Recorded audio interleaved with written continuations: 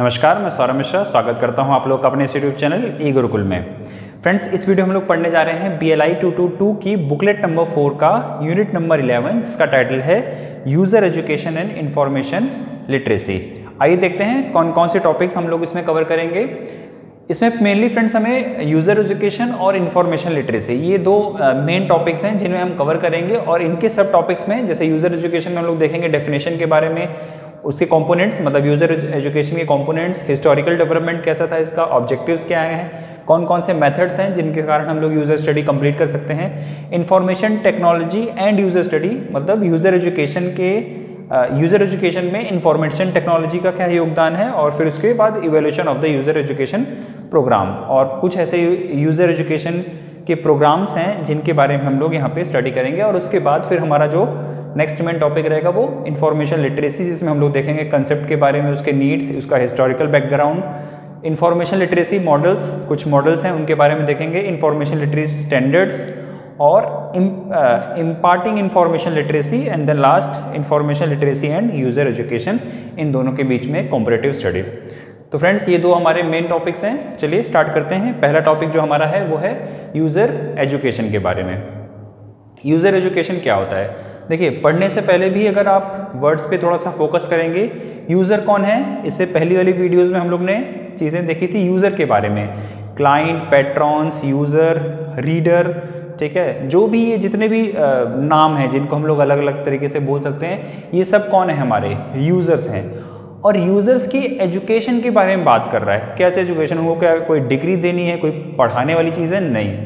User education का मतलब है कि जो हमारा यूज़र है उसको हम कैसे एजुकेट करें सो दैट कि वो लाइब्रेरी में दी जाने वाली सर्विसेज को मैक्सिमम टू मैक्सिमम यूटिलाइज कर सके अपने बेनिफिट के लिए।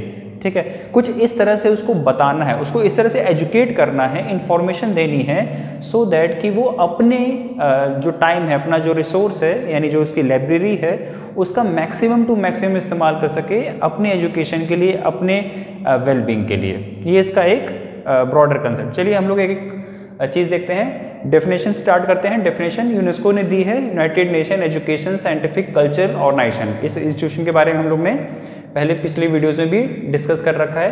देखते हैं क्या बताया इसने यूज़र एजुकेशन के बारे में। UNESCO defined user education to include any effort or programme. देखो, या तो पहले एफर्ट या कोई प्रोग्राम, ठीक है, किसी भी तरह का एफर्ट हो सकता है यूज़र एजुकेशन के बारे में, या फिर कोई ऐसा प्रोग्राम जिसके बारे में हम यूज़र को गाइड कर सकें, which will guide and instruct existing and potential users individually और collectively with the objective of. हमें यूज़र को चाहे वो इंडिविजुअली उसको गाइड करें या ट्रेंड करें या इंस्ट्रक्ट करें या कलेक्टिवली इंस्ट्रक्ट करें, गाइड करें, ट्रेन करें कुछ ऑब्जेक्टिव्स के लिए। क्या क्या है? पहला, recognising their own information need. आपकी एजुकेशन की नीड क्या है, आपकी इंफॉर्मेशन की नीड क्या है, क्यों आपको इंफॉर्मेशन चाहिए और किस तरह से आप उस इंफॉर्मेशन को बेहतर तरीके से रिसीव कर सकते हैं या एक्सेप्ट कर सकते हैं। नेक्स्ट है formulating there needs.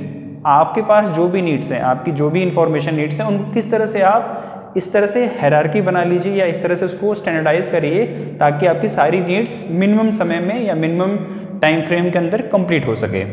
Using information service effectively and efficiently. आपके पास जो भी यूज़र इंफॉर्मेशन सर्विसेज हैं, आपकी लाइब्रेरी में इंटरनेट हो सकते हैं, किसी भी और रिसर्च ऑर्गेनाइजेशन में अगर आप कनेक्टेड हैं तो वहाँ पे आप कौन कौन सी यूज़र एजुकेशन सर्विसेज हैं जिनको बहुत अच्छे से और बहुत इफेक्टिवली इस्तेमाल करें सो दैट कि आपका टाइम और आपका समय बच सके, मतलब टाइम और पैसा, मनी बच सके।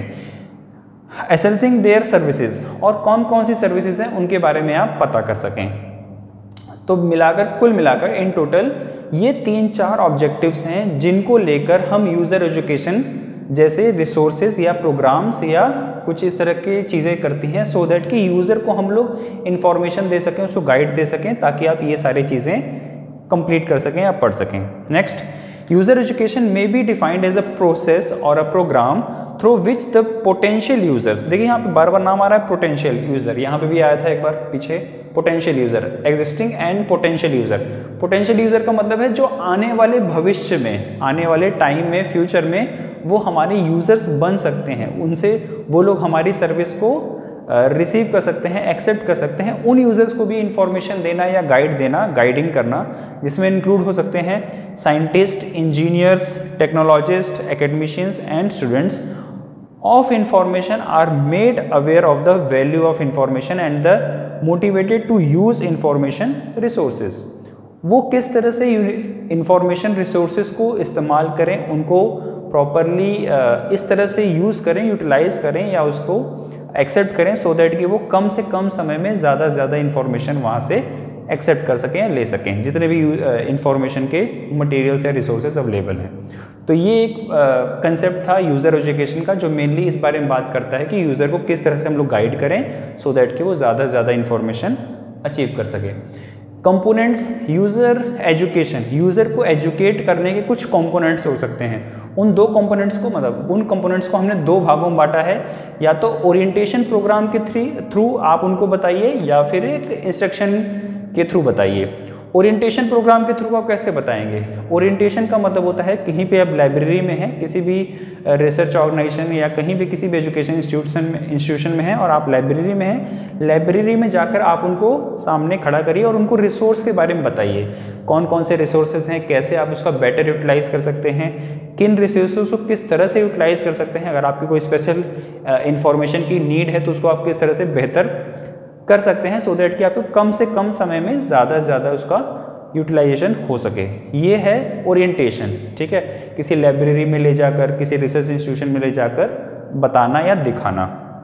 या फिर इंस्ट्रक्शन, नेक्स्ट हमारा प्रोग्राम है इंस्ट्रक्शन के माध्यम से। लाइब्रेरी में है और आपका यूज़र है, एग्जिस्टिंग यूज़र है, उसको इंस्ट्रक्ट दीजिए। आपके पास उसने कोई सर्विस आपसे मांगी और आप सर्विस जब उन्होंने उनसे आपसे मांगी तो आप उनको इंस्ट्रक्शन देंगे कि इस सर्विस को इस तरह से प्रॉपरली यूटिलाइज किया जा सकता है या अवेल किया जा सकता है आपके बेटरमेंट के लिए।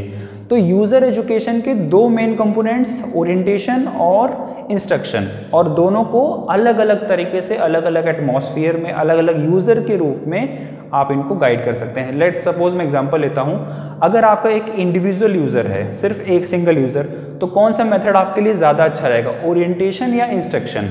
मेरे ख्याल से उस समय आप इंस्ट्रक्शन ज़्यादा अच्छा रहेगा। एक सिंगल यूज़र है, उसने आपसे कोई रिक्वायरमेंट की, सर्विस की, आप उसको इंस्ट्रक्शन दे दीजिए। लेकिन अगर आपके पास बहुत सारे, एक ग्रुप है, सपोज 20 पीपल्स हैं, 50 पीपल्स हैं, जिनको आपको बताना है, गाइड करना है, यूज़र एजुकेशन मतलब उनको एजुकेट करना है यूज़र्स को, तो उसके लिए आपके पास ओरिएंटेशन प्रोग्राम ज़्यादा अच्छा रहेगा। ठीक है, तो डिपेंड करेगा यूज़र कौन है, कैसे हैं और उनकी क्वांटिटी मतलब उनका नंबर्स कितना है, उसके हिसाब से हम लोग प्रोग्राम्स को या कंपोनेंट्स को चूज़ कर सकते हैं। नेक्स्ट पॉइंट है हमारा UNIST programme for user education. ठीक है, ये एक प्रोग्राम है, एक प्रोग्राम का नाम है, यूनाइटेड नेशन की तरफ से बनाया गया एक प्रोग्राम है। यूनाइटेड नेशन में एक ऑर्गेनाइजेशन है जिसका नाम है यूनेस्को, और यूनेस्को ने एक प्रोग्राम बनाया है UNIST। इस प्रोग्राम के अंडर इन्होंने ये काम किया, यानी यूनेस्को ने काम किया कि हम यूज़र्स को एजुकेट करें, उनको इन्फॉर्मेशन दें, उनको एजुकेशन दें, ताकि वो इन्फॉर्मेशन के जितने भी रिसोर्सेज हैं उनको प्रॉपरली या अच्छे से समझना स्टार्ट करें, उनको जानना स्टार्ट करें कि इस रिसोर्स का हम लोग कैसे यूटिलाइजेशन कर सकते हैं। आइए देखते हैं इसके बारे में। UNESCO under the UNIST programme attempted to integrate users education program in less developed countries. UNIST promulgated the UNESCO General Information Program, जिसको हम लोग PGI बोलते हैं, in 1975. The UNIST program information policy object stress on user education. सबसे पहले किसी भी country में, किसी भी वर्ल्ड लेवल के किसी भी ऑर्गेनाइजेशन ने, जिसका नाम यूनेस्को है, उसने एक प्रोग्राम बनाया UNIST, और इस प्रोग्राम के अंडर उसने एक प्रोग्राम ये स्टार्ट किया कि हम यूज़र्स को इन्फॉर्मेशन देंगे, उनको गाइड करने की कोशिश करेंगे under the general information programme PGI in 1975 में ये प्रोग्राम स्टार्ट हुआ था, जिसमें हमारा ऑब्जेक्टिव था यूज़र को एजुकेट करना या गाइड करना। ऑब्जेक्टिव क्वेश्चन जो कॉम्पिटिटिव एग्जाम्स के लिए बच्चे देख रहे हैं उनके लिए प्रोग्राम आ जाता है कि सबसे पहला यूज़र एजुकेशन प्रोग्राम किस इंटरनेशनल ऑर्गेनाइजेशन ने स्टार्ट किया था, या किस इंटरनेशनल ऑर्गेनाइजेशन ने सबसे पहले प्रोग्राम स्टार्ट किया था? यूनेस्को ने। ठीक है, ये यूनेस्को की बॉडी है और ये प्रोग्राम का नाम है, प्रोग्राम का नाम UNIST।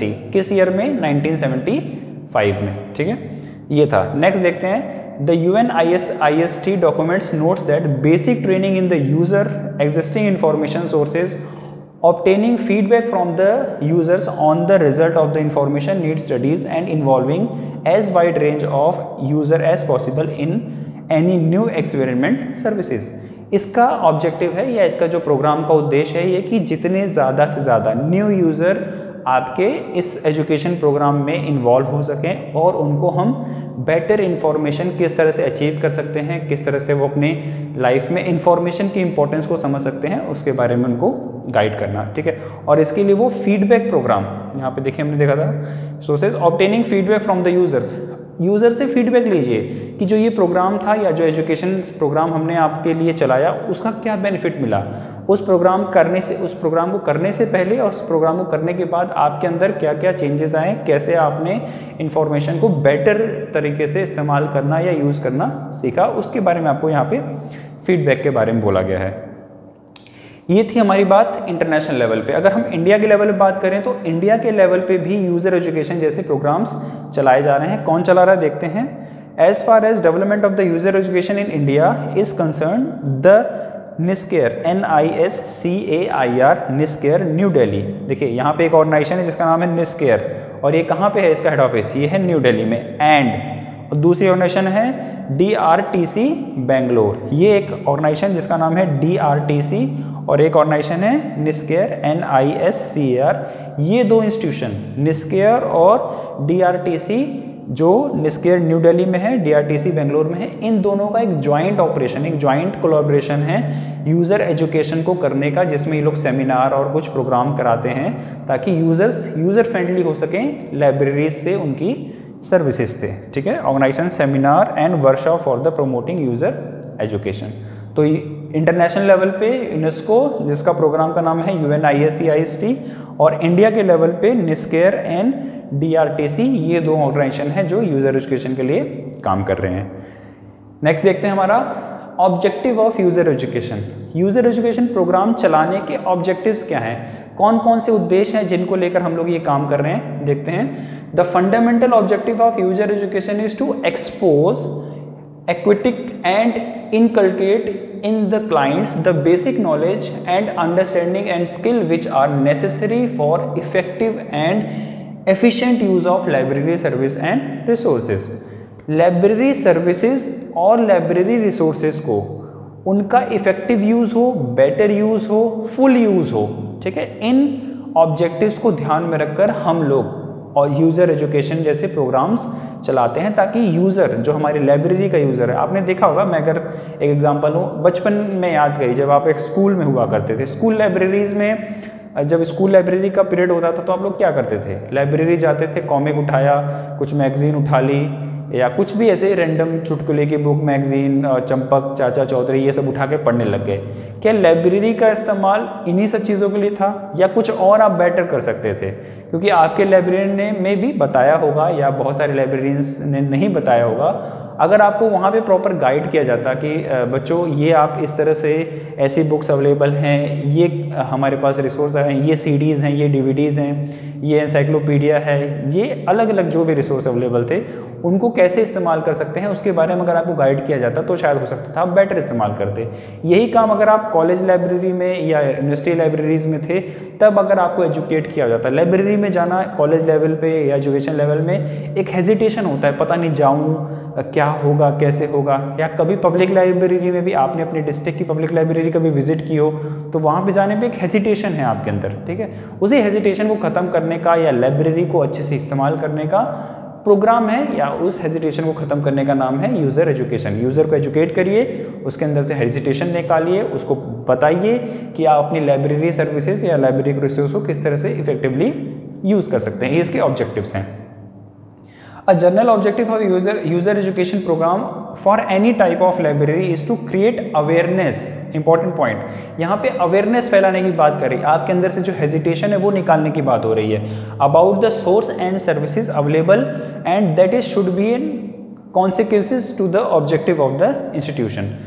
आपके अंदर से जो हेजिटेशन है, आपके अंदर से जो डर है कि पता नहीं लाइब्रेरी में जाएंगे तो क्या होगा, कैसे प्रोसेस फॉलो करने पड़ेंगे, क्या कार्ड बनेगा कैसे, उन सब चीज़ों को ख़त्म करना और अवेयरनेस फैलाना, ठीक है। लाइब्रेरीज़ को लेकर, रिसर्च इंस्टीट्यूशंस को लेकर, आसपास के अपनी जो पब्लिक लाइब्रेरीज़ हैं उनके बारे में बताना, डिस्ट्रिक्ट लाइब्रेरीज़ के बारे में बताना। लोगों को पता ही नहीं, अवेयरनेस नहीं है, ठीक है। उस अवेयरनेस को उस अवेयरनेस को फैलाने का काम है यूज़र एजुकेशन इन स्पेशल लाइब्रेरीज। अब हम लोग यहाँ पे बात कर रहे हैं स्पेशल लाइब्रेरीज के बारे में। For subjects like science, medicine, technology, where the rate of growth of literature is rapid in the needs for user instruction is particularly crucial. अब ऐसे स्पेशलाइज इंस्टीट्यूशंस या ऐसे स्पेशलाइज सब्जेक्ट्स जहाँ पे डेवलपमेंट बहुत ज़्यादा होते हैं। आप देखिए साइंस में हमेशा कुछ ना कुछ नई थ्योरी आ रही है, नया रिसर्च हो रहा है, कोई ना कोई नया कंसेप्ट डेवलप होता है, कोई नया मॉडल थ्योरी डेवलप हो जाती है। मेडिसिन्स में रिसर्च एक्टिविटीज़ ज़्यादा होती हैं, ठीक है। तो इन सब चीज़ों के बारे में जहाँ पे डेवलपमेंट ज़्यादा है, जहाँ पे करंट इन्फॉर्मेशन आपके लिए बहुत ज़्यादा रिलेवेंट करती है, उन लाइब्रेरीज़ के लिए, उन स्पेशल लाइब्रेरीज़ के लिए यूज़र एजुकेशन बहुत ज़रूरी है, ताकि यूज़र्स यहाँ पे आके रेगुलरली विजिट करें और अपनी जो भी उनकी इन्फॉर्मेशन नीड है उनको वो फुलफिल कर सकें। तो ये थे इसके कुछ ऑब्जेक्टिव यूज़र एजुकेशन के। नेक्स्ट पॉइंट है मेथड्स ऑफ यूज़र एजुकेशन। अब हम यूज़र एजुकेशन लाना तो चाहते हैं कि यूज़र को एजुकेट तो करना चाहते हैं, लेकिन कौन कौन से मेथड को इस्तेमाल किया जाए, कौन कौन से मेथड्स हैं ऐसे जिनका इस्तेमाल करके हम लोग यूज़र एजुकेशन को या यूज़र को एजुकेट कर सकते हैं। आइए कुछ मेथड्स के बारे में बात करते हैं। Choice of teaching methods and media for the user education depend upon the learning teaching situation and subject material the students and the teachers, ठीक है। ये डिपेंड करेगा कि सिचुएशन कैसी है, टीचर कहाँ पे है, सब्जेक्ट मटेरियल कौन कौन से इस्तेमाल कर रहे हैं, इन सब चीज़ों के ऊपर ये चीज़ें डिपेंड करेंगी। कुछ मेथड्स देखिए, जैसे है पहला टीचिंग मेथड। आप एकदम नॉर्मल, जैसे मैं प्रेजेंट टाइम में आपको टीच कर रहा हूँ, एक हम लोग का जो कम्युनिकेशन, मेरा और आपका जो कम्युनिकेशन है वो एक टीचिंग मोड में है, मैं आपको पढ़ा रहा हूँ, आप मुझे सुन रहे हैं। यही मेथड हम लोग यूज़र एजुकेशन में इस्तेमाल करके यूज़र को बता सकते हैं, उसको गाइड कर सकते हैं कि आपके लिए कौन सा इन्फॉर्मेशन या किस तरह की इन्फॉर्मेशन कैसे रिलेवेंट है, उसको कैसे सर्च किया जा सकता है, उसका कैसे बेटर इस्तेमाल किया जा सकता है। लेक्चर मेथड, जो काम लगभग फिर से मैं ही कर रहा हूँ आपके लिए, आपको एक लेक्चर दे रहा हूँ, वो लेक्चर मेथड आप यूज़र एजुकेशन में भी इस्तेमाल कर सकते हैं। Seminars, tutorials and demonstration method, या तो कोई सेमिनार ऑर्गेनाइज कराइए, ठीक है, किसी प्रैक्टिकल लाइब्रेरी में, फिजिकल लाइब्रेरी में आप स्टूडेंट्स को या यूज़र्स को लेकर जाइए, या जो वहाँ पे यूज़र्स हैं उनके लिए कोई सेमिनार या कोई ट्यूटोरियल या कोई डिमॉन्स्ट्रेट करके प्रैक्टिकली वो चीज़ करके बताइए कि किस तरह से हम लोग किस तरह से यूज़र्स इंफॉर्मेशन को बहुत बेटर तरीके से इस्तेमाल कर सकते हैं।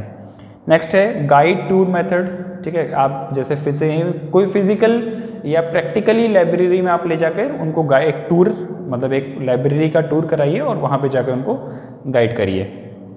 ऑडियो विजुअल मेथड, कोई फिल्म दिखाकर या कोई डॉक्यूमेंट्री जो यूज़र एजुकेशन या लाइब्रेरी के बेटर इस्तेमाल के लिए बनाई गई हो, ऐसी कोई फिल्म या ऐसी कोई डॉक्यूमेंट्री वो आप उनको दिखा सकते हैं जो ऑडियो विजुअल में आएगी, मतलब उसमें ऑडियो, आवाज़ और फिल्म वीडियो विजुअल भी रहेगा।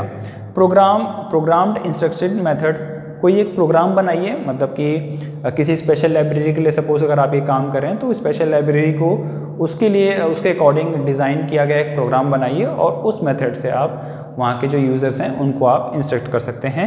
Individual instruction at the reference desk method, individual reference या इंडिविजुअल इंस्ट्रक्शन कैसे हो सकता है? आपकी लाइब्रेरी में कोई एग्जिस्टिंग यूज़र है, आप उनको पर्सनल टॉक की, मतलब उनके साथ जो पर्सनल पर्सनल कम्युनिकेशन है उनके साथ रखकर आप बात कर सकते हैं। इसको हम लोग रेफरेंस डेस्क मेथड भी कहते हैं, मतलब डेस्क पे, यानी वो लाइब्रेरी की डेस्क तक आएगा और लाइब्रेरी उनको गाइड करके लाइब्रेरी के रिसोर्सेज के बारे में, उसको बेटर यूटिलाइजेशन के बारे में वो उनको बताएगा। तो ये कुछ ऐसे मेथड्स हैं जिन मेथड्स का इस्तेमाल हम कर सकते हैं, और ये मेथड्स डिपेंड करते हैं सिचुएशन कैसी है, कितने नंबर ऑफ पीपल्स हैं, मतलब कितने नंबर ऑफ़ यूज़र्स हैं, एनवायरनमेंट कैसा है, प्रैक्टिकली वो चीज़ पॉसिबल है कि नहीं, या फिर थ्योरी के माध्यम से बता सकते हैं, वो डिपेंड करता है सिचुएशन कंडीशन के हिसाब से। तो उसके हिसाब से हम इन सभी मेथड्स में कोई एक मेथड इस्तेमाल करके यूज़र को एजुकेशन दे सकते हैं। नेक्स्ट टॉपिक है हमारा information technology and user education. अब इंफॉर्मेशन टेक्नोलॉजी मतलब आईसीटी, इंफॉर्मेशन कम्युनिकेशन टेक्नोलॉजी। और आपको पता है इंफॉर्मेशन कम्युनिकेशन टेक्नोलॉजी आईसीटी के आने के बाद यूज़र को एजुकेट करने का जो मेथड है वो बिल्कुल चेंज हो गया। अब हो सकता है कि पहले आपको यूज़र को बताने के लिए उसका फिजिकली एक दूसरे के पास होना ज़रूरी होता था कि आपके सामने आपका यूज़र हो और आप उसको फिर गाइड करें। बट इंफॉर्मेशन कम्युनिकेशन टेक्नोलॉजी के आने के बाद ये सब चीज़ें बहुत ज़्यादा मायने नहीं रखती। फिजिकल डिस्टेंस, टाइम, ये सब चीज़ें बहुत ज़्यादा इररिलेवेंट टाइप की हो गई हैं और आप अब कंप्यूटर के माध्यम से, लैपटॉप के माध्यम से, मोबाइल्स के माध्यम से या इंटरनेट के माध्यम से कभी भी किसी भी तरह की instruction, video, documentary, audio visuals या कोई भी चार्ट, किसी भी तरह का एक इंफॉर्मेटिव प्रोग्राम बनाकर आप अपने यूज़र को दे सकते हैं, जिसके कारण वो इसका बेनिफिट ले सकता है। ठीक है, तो ये सब चीज़ों के बारे में कुछ अच्छे आइडियाज़, मेथड, सजेशन आप उनको शेयर कर सकते हैं। Group involve in online education, और कौन कौन से ग्रुप्स इन्वॉल्व हैं। डाटाबेस प्रोड्यूसर, डाटाबेसेस के बारे में हमने पहले पढ़ा था। यहाँ पे एक छोटी सी बस कि बहुत सारे जो डाटा ऑर्गेनाइज करने वाला प्रोवाइडर है या सर्विस देने वाले लोग हैं वो सर्विस प्रोड्यूसर, डाटाबेस प्रोड्यूसर कहलाते हैं। सिस्टम ऑपरेटर्स, जो ये सारा सिस्टम, ऑनलाइन सिस्टम जो एजुकेशन का चल रहा है उसको ऑर्गेनाइज करते हैं। Institution such as librarians and information centres, जो इंस्टीट्यूशंस यूज़र एजुकेशन के लिए काम करेंगे उसमें मेनली कौन आएगा, लाइब्रेरीज आएंगे या लाइब्रेरियंस आएंगे और इंफॉर्मेशन सेंटर्स आएंगे। लाइब्रेरियन स्कूल्स, ठीक है, intermediaries and end user. End user का मतलब जो ये हमारे फाइनल यूज़र्स हैं। तो ये ग्रुप्स इन्वॉल्व होंगे ऑनलाइन एजुकेशन में। कौन सी एजुकेशन लेने के लिए, यूज़र एजुकेशन लेने के लिए कि कैसे हम अपनी लाइब्रेरीज को बेटर इस्तेमाल कर सकते हैं। ठीक है, तो ये थे कुछ प्रोग्राम्स या कुछ इस तरह से मेथड कि आईसीटी के आने के बाद यूज़र एजुकेशन कैसे बदला है और किस तरह से काम कर रहा है। चलिए नेक्स्ट हमारा जो टॉपिक है, नेक्स्ट जो मेन टॉपिक है 11.3 वो है इंफॉर्मेशन लिटरेसी। चलिए थोड़ी देर के लिए हम इसमें इंफॉर्मेशन शब्द अगर हटा दें, मैं लिटरेसी के बारे में अगर आपसे बात करूं, लिटरेट या लिटरेसी रेट, आपने इसके बारे में ये जो शब्द जरूर सुना होगा। लिटरेसी का क्या मतलब हुआ, अगर कोई व्यक्ति, अगर मैं इसकी डेफिनेशन में जाऊं तो कोई 7 साल का व्यक्ति अगर अपना नाम किसी भी भाषा में, ठीक है, हमारी जो संविधान है, संविधान सभा का जो शेड्यूल, संविधान कॉन्स्टिट्यूशन जो हमारा है उसके शेड्यूल 8 में जितनी भी भाषाएं हैं, अगर उन सभी भाषाओं में से किसी एक भाषा में से या अपनी मातृभाषा में, अपनी मातृभाषा में कोई भी अपना नाम और उसको लिख ले, उसको पढ़ ले, तो वो लिटरेट, अभी तक हमारी जो लिटरेसी के बारे में बात की गई वो ये है।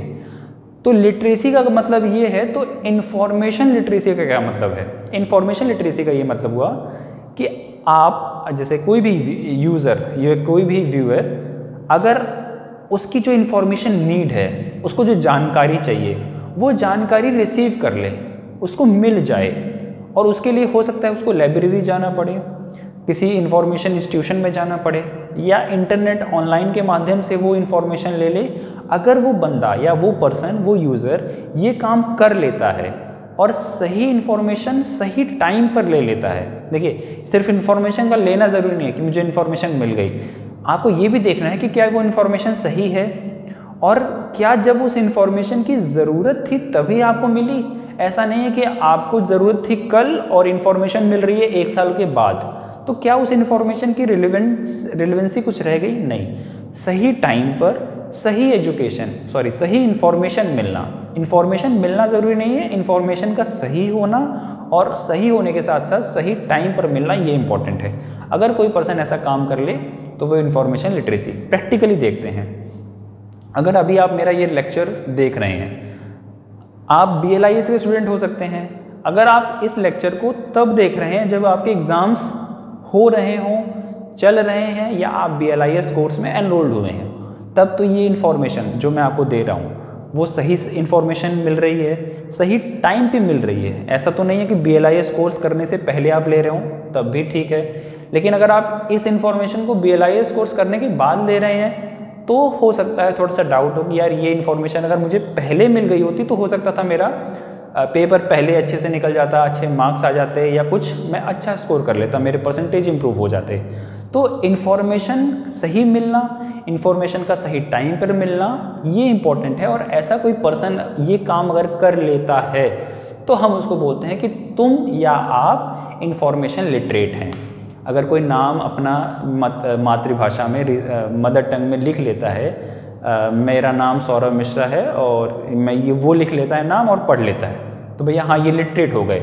और वही बंदा अगर वही पर्सन वही यूज़र उसको जो इन्फॉर्मेशन चाहिए वो ले ले, सही इन्फॉर्मेशन ले ले, सही टाइम पे ले ले, तो वो क्या हो जाएगा, लिटरेट से बन जाएगा इन्फॉर्मेशन लिटरेट। ठीक है, अब चलिए चीज़ें देखते हैं, ज़्यादा समझ में आएगा। To be information literate a person must be able to recognise when information is needed, आपको इंफॉर्मेशन की कब ज़रूरत है, and have the ability to locate, और आपको वो इंफॉर्मेशन लोकेट करनी चाहिए, मतलब पता होनी चाहिए कहाँ मिलेगी। इवेलुएट, उसका इवेलुएशन कर सके, बहुत सारी इंफॉर्मेशन मिलेगी उसको इवेलुएट कर सके, and use effectively the needed information, और उसको आप सही तरीके से इस्तेमाल कर सके। एक और एग्जांपल, आपको कोई इंफॉर्मेशन चाहिए थी, आपने उसको गूगल पे टाइप किया, अब गूगल तो आपको लाखों रिजल्ट दिखा देगा, ठीक है, कि आपने जो ये हमें कीवर्ड्स टाइप किए हैं गूगल सर्च बार पे, उससे रिलेटेड ये लाखों इन्फॉर्मेशन मेरे पास अवेलेबल है। लेकिन आप अगर इंफॉर्मेशन लिटरेट हैं तो आप उसमें से चूज़ कर पाएंगे, उन हज़ारों करोड़ों रिजल्ट में से आप निकाल पाएंगे कि ये इन्फॉर्मेशन मेरे लिए रिलेवेंट है। तो अगर आप ऐसा कर पाते हैं तो आप इंफॉर्मेशन लिटरेट। और जो डेफिनेशन पढ़ी उसमें भी यही हमें समझ में आया कि उसको रिकग्नाइज होना चाहिए कि मेरे को कौन सी इन्फॉर्मेशन चाहिए, कब चाहिए, कहाँ मिलेगी। ठीक है, इन सब चीज़ों के बारे में अगर आप कर लेते हैं तो information literate. Information literacy having 5 components, और इसके 5 कंपोनेंट हैं। पहला आइडेंटिफाई, आप आइडेंटिफाई करना आना चाहिए कि कौन सी इन्फॉर्मेशन चाहिए। फिर फाइंड, आपको इन्फॉर्मेशन कहाँ मिलेगी, कैसे मिलेगी, उसको फाइंड करिए। इवेलुएट करिए, इन्फॉर्मेशन मिल गई तो उसको एनालिसिस करिए, इवेलुएट करिए। अप्लाई, प्रैक्टिकली लेवल पे जो आपकी नीड थी उसके में आप अप्लाई करिए। And acknowledge source of information, और उस सोर्स की जो सोर्स ऑफ इन्फॉर्मेशन है उसको एक्नॉलेज करिए, मतलब अपने दिमाग में रख लीजिए, कहीं पे रख लीजिए कि दोबारा कभी अगर मुझे इस चीज़ की इन्फॉर्मेशन की ज़रूरत पड़ी तो मेरे को ये जगह या ये इन्फॉर्मेशन सर्विस या ये इन्फॉर्मेशन सोर्स मेरे लिए बेस्ट है। ये अगर आप करते हैं तो उसके 5 कंपोनेंट्स को समझ गए। Information literacy is a life long learning process, something beginning before you arrive at a college and developing as you grow. ठीक है, तो एक लंबा प्रोसेस है, आप हमेशा हर दिन कुछ ना कुछ नया सीखते हैं, नया जानते हैं, नई इन्फॉर्मेशन आपको मिलती है। और वो हर इन्फॉर्मेशन जो भी आपको नहीं मिल रही है वो डिफरेंट सोर्सेज, कोई फ्रेंड बता सकता है, कहीं से इंटरनेट से मिल सकती है, कहीं पेरेंट्स आपको इन्फॉर्म कर सकते हैं, आपके फ्रेंड्स बता सकते हैं, तो वो डिपेंड करता है, इसलिए लाइफ लॉन्ग प्रोसेस है। Information literate person able to, अब देखिए कुछ ऐसे पॉइंट्स जो एक इंफॉर्मेशन लिटरेट पर्सन कर सकता है या करेगा, उससे भी अपेक्षा की जाती है। क्या क्या? पहला, recognise that accurate and complete information is the basic of intellectual decision making. उसको एक्यूरेट और कंप्लीट इंफॉर्मेशन होगी कि उसको क्या नीड है, उसको किस तरह की डिसीजन मेकिंग या इंटेलेक्चुअल डिसीजन मेकिंग के लिए उसको क्या क्या रिक्वायरमेंट है, उसकी इंफॉर्मेशन अगर उसके पास है तो वो इंफॉर्मेशन लिटरेट है। Recognise the need of information, उसको किस इंफॉर्मेशन की नीड है उसको ये पता हो, उसके पास ये जानकारी हो, तो इंफॉर्मेशन लिटरेट है। Formulate questions based on the information need, उसको जिस भी इंफॉर्मेशन की ज़रूरत है उसके बेस पे वो कुछ क्वेश्चंस बता सके कि ये मुझे जानकारी चाहिए। Identify potential source of information, जो भी उसके पास इंफॉर्मेशन सोर्स है वो कहाँ से मिलेगा, कौन कौन से ऐसे रिसोर्सेज हैं जहाँ से वो अपनी नीड के हिसाब से, एजुकेशन इंफॉर्मेशन नीड के हिसाब से इंफॉर्मेशन ले सकता है। Access source of information including computer based and other technologies, और जब उसको पता चल जाए कि मेरा सोर्स क्या है तो वहाँ पे जाकर उसको वो ले सके, और इसमें इंक्लूड होना चाहिए कंप्यूटर टेक्नोलॉजी, मतलब वो कंप्यूटर का इस्तेमाल भी अगर उसको करना पड़े इन्फॉर्मेशन को लेने के लिए तो वो कर सके। अगर वो ये कर सकता है तो इन्फॉर्मेशन लिटरेट। इवेलुएट इन्फॉर्मेशन, जो इन्फॉर्मेशन मिली उसको इवेलुएट कर सके, क्या रिलेवेंट है, क्या नहीं, क्या फेक है। Organise information for practical application, जो भी इंफॉर्मेशन मिली उसको ऑर्गेनाइज करके अपनी नीड के अनुसार उसको अपने प्रैक्टिकल लेवल पे या प्रैक्टिकल लाइफ में इस्तेमाल कर सके। Integrate new information into existing body of knowledge, आपको अभी तक जो पता था उस इंफॉर्मेशन के बारे में और जो नई इन्फॉर्मेशन आपको मिली है उन दोनों के बीच में एक सामंजस्य बनाना या कोरिलेशन करना, ताकि वो इन्फॉर्मेशन को डाइजेस्ट कर सके। And the last is usage information in critical thinking and problem solving, और जो इन्फॉर्मेशन उसको मिली है उस इंफॉर्मेशन से वो क्रिटिकल थिंकिंग और प्रॉब्लम सॉल्विंग, मतलब उस पर थिंक करना। क्रिटिकल थिंकिंग का मतलब होता है कि आपके पास जो पहले से नॉलेज है, जो नॉलेज आपके पास अभी इंफॉर्मेशन मिली है, उसको सही है, क्या गलत है, कितना मेरे लिए इम्पॉर्टेंट है, कितने रिलेवेंट है, उन सब चीज़ों के बारे में, और जो भी आपकी प्रॉब्लम है अगर वो उससे सॉल्व हो सकती है तो वो करें। अगर ये पॉइंट्स आपके पास हैं, अगर आप ये सारे काम कर सकते हैं तो आप कहलाएंगे कि आप इंफॉर्मेशन लिटरेट पर्सन है, अदरवाइज नहीं। जैसे अगर आप अपनी मदर टंग में अपना नाम लिख कर पढ़ सकते हैं तो आप लिटरेट, और ये सारे काम कर सकते हैं तो आप information literate, simple. Next point, need for information literacy. हमें नीड क्यों है? जैसे हमने पढ़ा था यूजर एजुकेशन की नीड, वैसे हम पढ़ेंगे इंफॉर्मेशन लिटरेसी की नीड। अच्छा, इंफॉर्मेशन लिटरेसी से पहले लिटरेसी की नीड क्यों है? भाई हमें लिटरेट इसलिए होना है ताकि हम अपनी नॉलेज को अचीव कर सकें। मैं डे टू डे लाइफ में जो भी छोटे मोटे काम करता हूं उसको सही तरीके से कर सकूं। अगर मैं लिटरेट रहूँगा तो मेरे लिए लाइफ बहुत आराम हो जाएगी, कंफर्टेबल हो जाएगी। उसी तरह से अगर आप इंफॉर्मेशन लिटरेट रहेंगे तो क्या बेनिफिट्स हैं? आपको सही इन्फॉर्मेशन मिलेगी, जिस चीज़ की जानकारी आपको चाहिए वो आपको सही समय पर सही टाइम पे मिल जाएगी। कोई आपके साथ फ्रॉड नहीं कर सकता, कोई आपको चीट नहीं कर सकता, कोई आपको मिसगाइड नहीं कर सकता अगर आपके पास सही इन्फॉर्मेशन है तो। इसलिए इन्फॉर्मेशन लिटरेट होने का भी, क्योंकि ये जो टाइम है, जो ये समय चल रहा है 2020 या आने वाला फ्यूचर, वो कैसा होगा? इंफॉर्मेशन कम्युनिकेशन टेक्नोलॉजी का टाइम हो, और यहाँ पे अगर आपके पास सही टाइम पर सही इन्फॉर्मेशन नहीं है तो हो सकता है आप बहुत पीछे हो जाएं, ज़माने के साथ आप कदम ताल करके ना चल पाएँ। इसलिए इन्फॉर्मेशन लिटरेट होना ज़रूरी है। चलिए देखते हैं। Information is the basic ingredient of the our day to day working, learning, teaching, research, administration, etc. Information is available all around us. Those who utilize it effectively and efficiently are called information literate. It is not easy to utilize the information available in the audience, because अब देखिए यहाँ पे कुछ हमारे पास problems के बारे में हम लोग यहाँ पे डिस्कस करेंगे, बट यहाँ पे जो बातें कही गई हैं, हमें अपनी डे टू डे लाइफ में बहुत तरह की इन्फॉर्मेशन की नीड है, ठीक है। अब वो सारी इन्फॉर्मेशन अगर आप सही समय पे सही इन्फॉर्मेशन ले लेते हैं तो आप इन्फॉर्मेशन लिटरेट, और आने वाले फ्यूचर में या लाइफ में आपको बहुत ईजी होगा। लेकिन it is not easy to utilise, लेकिन ऐसा आसान नहीं है, ऐसा सब लोग नहीं कर सकते हैं।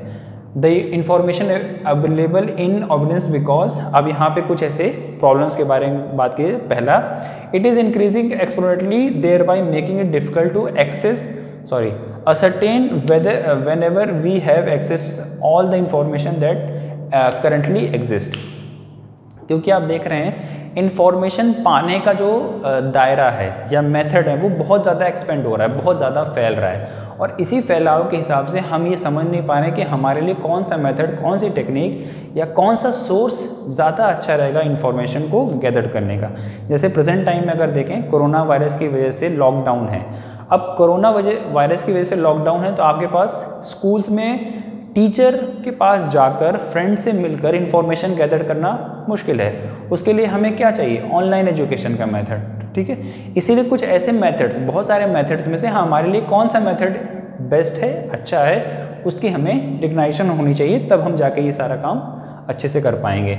Anyone can publish on the internet, thus making difficult to the user to verify the authenticity and the validity of the information. आजकल देखिए इन्फॉर्मेशन को देना कितना आसान हो गया है। पहले कोई घटना कहीं पे घट जाती थी और हमें 4 दिन बाद 10 दिन बाद हमें उसकी इन्फॉर्मेशन मिलती थी, लेकिन आज पूरे वर्ल्ड में कहीं भी छोटा सा इंसिडेंट हो उसकी इन्फॉर्मेशन हमें मिल जाती है।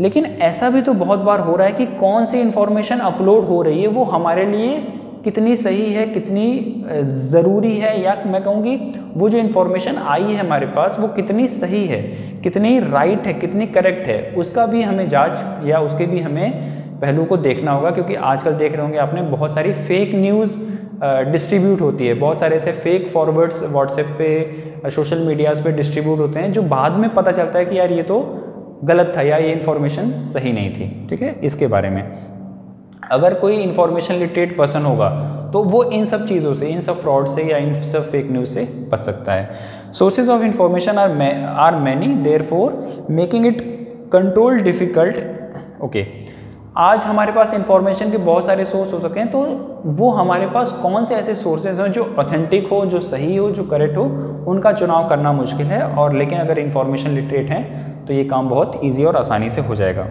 Information is available in the different formats which is use should be depend in handling the user of the information. Different formats of education आ चुका है, वीडियो में है, ऑडियो में है, टेक्स्ट में है, PDF में है, वर्ड में है, ठीक है, बहुत सारे मेथड्स हैं यूज़र या बहुत सारे फॉर्मेट्स हैं। कौन सा फॉर्मेट आपके लिए अच्छा है, कौन सा सुटेबल है, उसके बारे में पता करना। Using the information for some work required skills of analysis and synthesis. और बहुत सारे इंफॉर्मेशन सोर्सेज होने के बाद आप उसमें से इंफॉर्मेशन सोर्स आपको मिल गया, लेकिन उसमें से इंफॉर्मेशन निकालना, उसमें से करेक्ट और रिलेवेंट इंफॉर्मेशन आप कैसे चूज करें उसके बारे में समझना। तो ये कुछ चैलेंजेस हैं, ठीक है, ये कुछ ऐसे हमारे पास बैरियर्स हैं जिनकी वजह से आप सही इन्फॉर्मेशन तक नहीं पहुंच पाते हैं, करेक्ट इन्फॉर्मेशन तक नहीं पहुंच पाते हैं। लेकिन अगर आप एक इन्फॉर्मेशन लिटरेट पर्सन हैं तो ये सारी डिफ़िकल्टीज आप बहुत जल्दी ओवरकम कर लेंगे, ठीक है। तो ये पॉइंट था नीड फॉर इंफॉर्मेशन एजुकेशन के बारे में। अब देखते हैं इंफॉर्मेशन लिटरेसी मॉडल।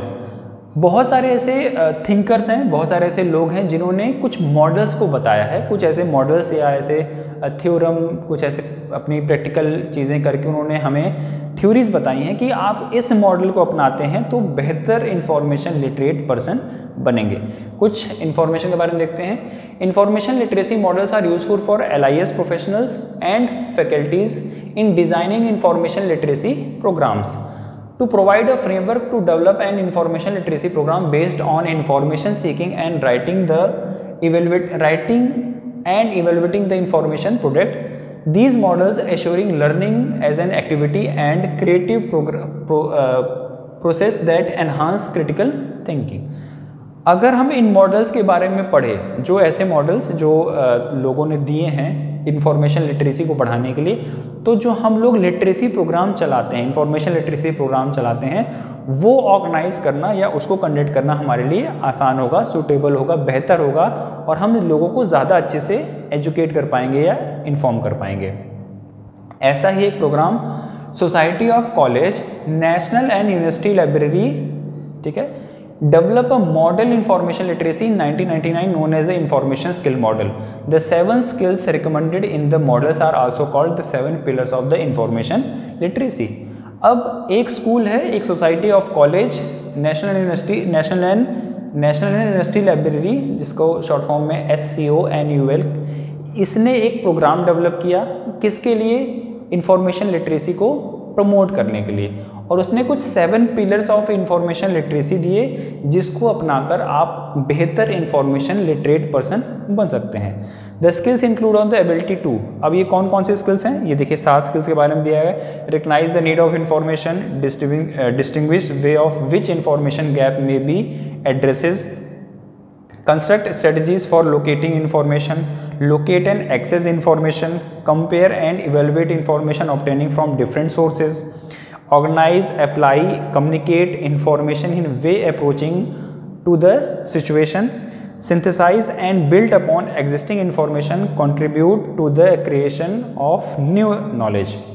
ये कुछ ऐसे स्किल्स जिसके बारे में हमने कहीं ना कहीं, ये कुछ सारे ऐसे स्किल्स हमने पहले भी डिस्कस किए थे, तो उन्हीं को थोड़ा सा मॉडिफिकेशन करके इन्होंने कुछ ऐसे स्किल्स बताए हैं जिन स्किल्स को अगर आप एक्वायर कर लेते हैं, आप जान जाते हैं, सीख जाते हैं, तो आप एक बेहतर इंफॉर्मेशन लिटरेट पर्सन बन सकते हैं। तो ऐसे बहुत सारे मॉडल्स हैं, आप अपनी बुक में देखिएगा, मैंने यहाँ पे एक मॉडल की चर्चा की है, 2-3 मॉडल के बारे में आपकी बुक में बताया गया है, उनके बारे में आप ये चीज़ें देख सकते हैं। नेक्स्ट देखते हैं, ये देखिए कुछ ऐसे मॉडल्स के बारे में यहाँ पे आपके स्क्रीन में दिख रहा है। इंफॉर्मेशन लिटरेसी मॉडल 11.3.4, यहाँ पे से कुछ मॉडल्स हैं, जैसे पहला है कार्ल ठुआ, ऐसे कुछ ये फॉरेन राइटर हैं, इन्होंने कुछ बताया है इसके बारे में।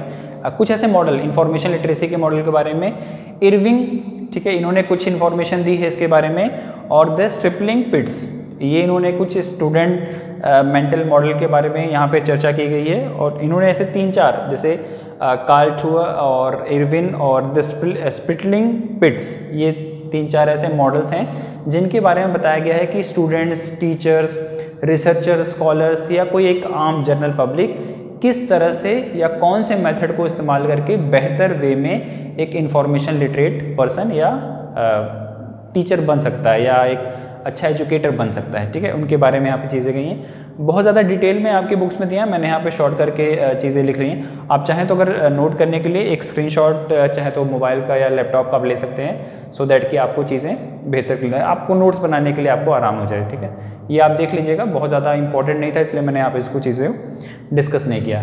नेक्स्ट हमारे पास इंफॉर्मेशन लिटरेसी स्टैंडर्ड्स। अब कुछ ऐसे स्टैंडर्ड्स के बारे में बात करेंगे जो इंफॉर्मेशन लिटरेट या लिटरेसी के लिए जो प्रोग्राम्स बनते हैं उनके लिए ज़रूरी होता है। Association of college and research library ACRL 2000 formulate standards for information literacy for higher education that help in developing an information literacy curriculum for education institutions. The standard also provide performance indicators and outcome for each standards that has been presented briefly below. यहाँ पे एक organisation के बारे में बात की जा रही है, association of college and research library ACRL, जिसने 2000 में एक ऐसे कुछ स्टैंडर्ड्स को बनाया या प्रोड्यूस किया लोगों के सामने जो हेल्प करता है किसके लिए, हायर एजुकेशंस के जो स्टूडेंट्स हैं, जो यहाँ पे काम करने वाले या प्रोफेसर्स, इंस्टीट्यूशंस या रिसर्चर्स, स्कॉलर्स हैं, उनको इंफॉर्मेशन लिटरेसी देने का जो करिकुलम होता है उसको बनाने में इसने हेल्प की थी इस ऑर्गेनाइजेशन ने, और कुछ स्टैंडर्ड्स बनाए कि अगर आप हायर एजुकेशन के लिए इंफॉर्मेशन लिटरेसी प्रोग्राम बना रहे हैं, स्टैंडर्ड बना रहे हैं या प्रोग्राम बना रहे हैं, तो उसके लिए कौन कौन से स्टैंडर्ड्स आपको फॉलो करने चाहिए, मेजर करने चाहिए, तो उनके बारे में आप यहाँ पे देख सकते हैं। ये कुछ स्टैंडर्ड्स के बारे में, the information literacy literate student determine the nature and existing of information need, access the needed information effectively and efficiently, evaluate information and its source critically, and incorporate selected information into her or his knowledge based and evaluate system, individually or as a member of a group. User information effective to the accomplished and scientific purpose, understands many of the economic, legal, social user surrounding issues surrounding the use of information, and access the user the information ethically and legally. अब आप देखिए कुछ ऐसे ही 5 जो हमने पहले 7 पढ़े थे। ठीक है, यहाँ पे आप देखिए ये स्किल्स के बारे में हमने यहाँ पे कुछ पढ़ा था। ठीक है, ये स्किल्स और ये स्टैंडर्ड्स लगभग अगर आप देखेंगे तो सेम है। इसमें भी यूज़र से बात की जा रही है कि आप इंफॉर्मेशन के जो सोर्स हैं उनको समझिए, उनको कैसे आप बेहतर इस्तेमाल कर सकते हैं, किस तरह से आप अपने आप को अवेयर करिए, लिटरेट करिए एजुकेशन को लेकर। ठीक है, सही इन्फॉर्मेशन क्या है, गलत इन्फॉर्मेशन क्या है, इसके बारे में आप जानते रहिए। तो ऐसे ही कुछ स्टैंडर्ड्स बनाए गए थे इस इंस्टीट्यूशन के द्वारा, जिसका मोटिव क्या था, एक मिनिमम गाइडलाइन बनाना, एक स्टैंडर्ड्स बनाना, अगर आप इंफॉर्मेशन लिटरेसी प्रोग्राम चलाना चाहते हैं हायर एजुकेशन के लिए। ठीक है, तो ये चीज़ें थी इंफॉर्मेशन लिटरेसी स्टैंडर्ड के बारे में।